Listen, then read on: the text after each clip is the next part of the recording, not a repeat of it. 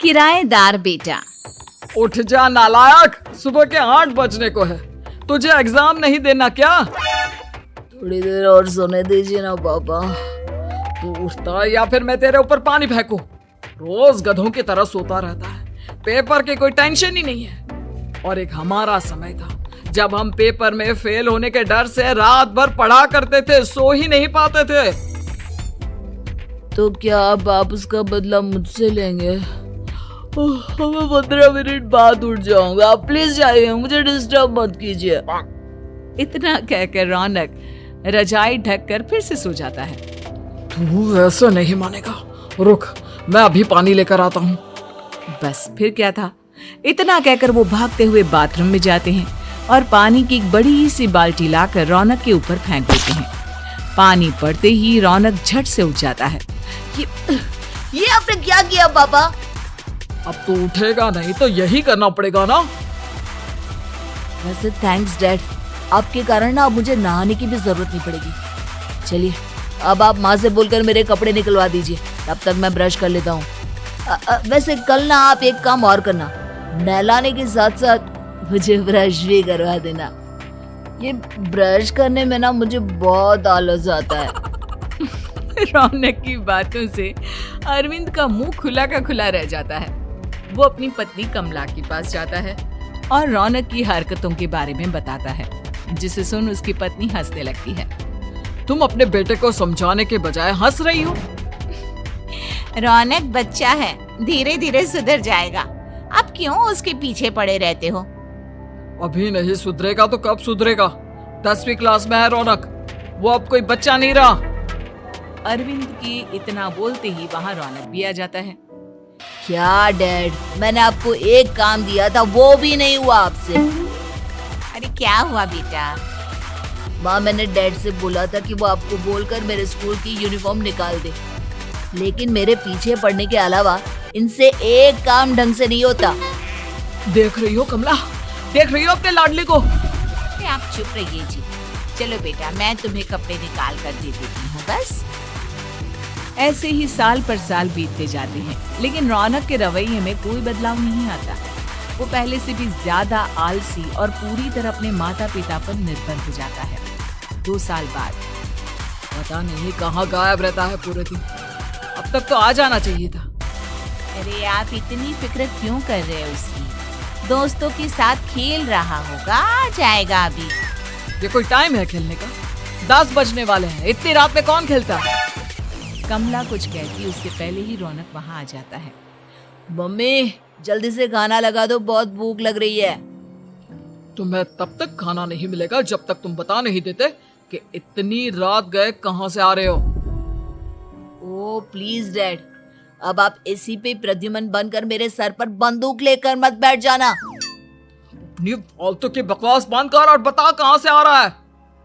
माँ अब समझाइए ना डैड को। बता देना बेटा, इनको भी तसल्ली हो जाएगी। आप बोल रही हैं तो बता देता हूँ, मैं दोस्तों के साथ मूवी देखने गया था, इसलिए देर हो गई। तो इन सब चीजों में मेरे पैसे उड़ाता है। कभी 1 रुपया कमाने के बारे में सोचा है तूने? जब देखो हवा की तरह पैसे उड़ाता रहता है। माँ अब आप इन्हें चुप करा दीजिए, वरना ना मुझे गुस्सा आ जाएगा। अच्छा क्या कर लेगा? बता ना क्या कर लेगा तू? वैसे बात तो ठीक ही है, मैं कर ही क्या सकता हूँ। पैसे तो फिर भी मैं आपसे ही मांगूंगा ना। चलिए अब ये सब बात छोड़िए और मम्मी मेरे लिए खाना लगा दीजिए। अभी लगा देती हूँ बेटा। मैं बता रहा हूँ कमला, एक दिन ये ऐसे ही बिगड़ जाएगा। उफ़ो, आप क्यों इतना पीछे पड़े रहते हो मेरे बच्चे के? बात की बाद में देखेंगे, अभी आप शांति से उसे खाना खाने देंगे। अगले दिन डैडी मुझे 10,000 रुपए चाहिए। अब इतने पैसे क्यों चाहिए तुझे? डैड अब बिना सवाल किए कभी पैसे नहीं दे सकते क्या? जब तक तू बताएगा नहीं तुझे पैसे भी नहीं मिलेंगे। अरे अब आप अपने बेटे को पैसे भी नहीं दे सकते? नालायक, तेरी उम्र के लोग नौकरी करते हैं और एक तू है जो नौकरी करने का नाम ही नहीं लेता कभी। आप लोगों के होते हुए भला मैं नौकरी क्यों करूं? अरे हम कब तक पैसे देंगे तुझे? तुझे भी तो अपने पैरों पर खड़ा होना होगा ना। कौन सा उधार के पैरों पर खड़ा हूँ?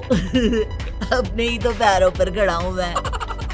इसी तरह रौनक दिन प्रतिदिन लापरवाह होता जाता है। उसकी लापरवाही को देखते हुए अरविंद और कमला अपने बेटे की शादी कराने का फैसला लेते हैं और 1 महीने के अंदर अंदर ही रौनक की शादी मेघा नाम की लड़की से करा देते हैं। शादी के कुछ दिन बाद रौनक, मुझे एक अच्छी सी साड़ी चाहिए, आप ला दोगी ना? हाँ, क्यों नहीं। कितने तक की आती है साड़ी? यही करीब 5,000 तक की। तुम चिंता मत करो, मैं आज ही डैडी से पैसे मांगकर तुम्हारे लिए साड़ी ले आऊंगा। आप कब तक ऐसे ही अपने पापा से पैसे मांगते रहेंगी? कोई अच्छी सी नौकरी क्यों नहीं कर लेते आप? डैड के होते हुए मुझे नौकरी करने की जरूरत ही क्या है? पर आप ऐसे कब तक उनसे पैसे मांगते रहेंगे?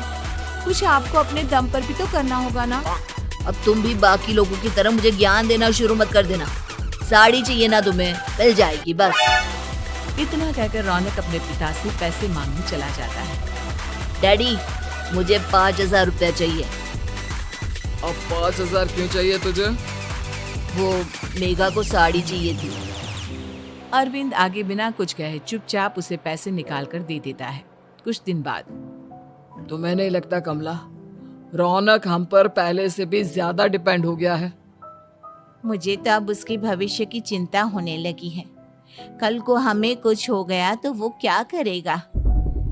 काश तुमने पहले ये सोच लिया होता तो आज हमारा बेटा इतना लापरवाह नहीं होता। तब मुझे कहाँ पता था कि मेरा लाड प्यार उसे इतना बिगाड़ देगा कि वो इस हद तक लापरवाह बन जाएगा। कोई बात नहीं, अभी भी देर नहीं हुई। मुझे पता है उसे कैसे सुधारा जा सकता है। कैसे? अरविंद कुछ कहता उससे पहले रौनक वहां आ जाता है और पैसों के लिए हाथ फैलाने लगता है।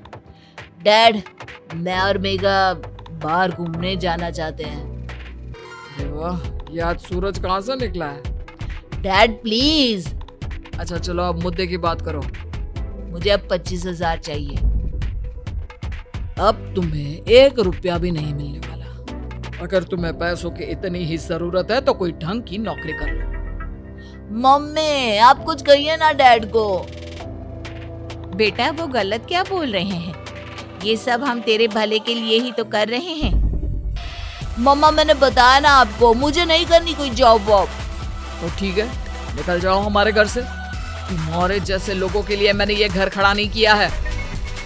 जितना ये घर आपका है ना, उतना ही मेरा भी है। मैं कहीं नहीं जाने वाला।